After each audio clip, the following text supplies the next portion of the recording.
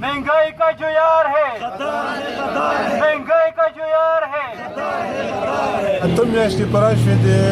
حکومت روزانه دوی پټرول ډیزل ګیس بجلی دا شیونه ګرانوي او مسلسل د اتو میاشتو کې وپېرې پټرول ګران شولو او 3 روپۍ تقریبا 3 پیری آسان کړي دي وپېرې ګران کړي دي. فلحال خو موږ دا درخواست کوو چې موږ دا مطالبات دوی ومني که نه. یو غریب عوام دی چې کوم وړکی یا طلبه چې کوم سکول ته سي هغه یو کتاب واخلي کتابونه څه واخلي هغه نه جوړه پاتې څه جوړه واخلي هغه نه کتابونه پاتې او بل هغه ته داخلو کې هر یو شي کې مشکلات جوړ شوي دي. یو غریب سړی چې چینی خلي هغه نه وړه پاتې وي څه وړه واخلي هغه نه چینی پاتې وي. یو غریب سړي تنخوا خو دومره نه دی دوی مو پی ټي آی حکومت ته داسې په کار دی چې هغه لږه مهنګایي کې لږ ارزاني راولي او که نه شي راوستی فلحال خو موږ دا یو وړوکی اجلاس دی او که داسې نه وي بیا به موږ انشاءالله یو غاټ ښه مضبوط غاټ جلوس به ورته کوو. خلک تنګ شوي دي مهنګایۍ نه ظلم نه زیاتي نه وطنونو په کورونو کې تنګ شو نو مجبور شو چې روډونو ته راوځو. په دې باندې مو مجبوروي موجوده حکومت کني مو روډونو ته نه راوځو مو خدایلو څه مو ملایکو ته ووټ ورکړی دی ملایکو خلاف به مو احتجاج او جلوس نه کوو دا به ښه خبره نه وي. خو دغه ملایکو خو دومره مهنګایي داسې مهنګایي راوستله چې غریب سړي دی سرمنه وبسله سرمنه ته نه وبسي.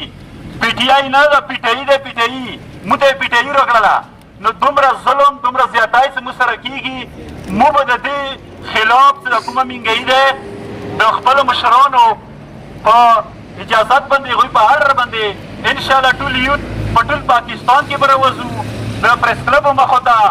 او یاد ساته پی ټي آی دې نه مخکې د جماعت اسلامي کار او کردار زه لږ درته ښیم 124 دین درنه خو تا ویر کړه په ډي چوک کې خو د نیشنل د پیپا هغه مسلم لیگ حکومت ته ونه غورځولو خو موږ 3 ورځې درنه ویر کړی دی په ډي چوک کې او موږ د پیپل حکومت غورځولی دی په 3 ورځو کې. ته دومره قوي حکومت نه دی تو ته خو چاپېړه نه دی میلاو شوي چاپېړې نه مخکې تا نه مړی جوړ دی او تا رنګ د مړي رنګ دی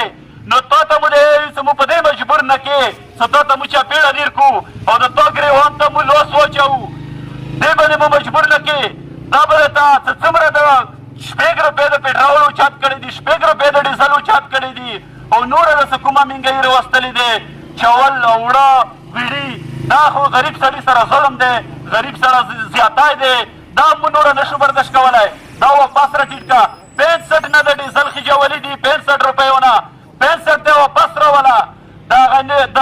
مسلم لیگ نن په حکومت خو وچلېږه چې مور ته ظالم حکومت یلو مور ته غل حکومت یلو هغه باندې خو وچلېږه هغه ریټونه خو راوله تو خو نور وخجولو تو چې کوم قرضې د واخیستلې مخکې خو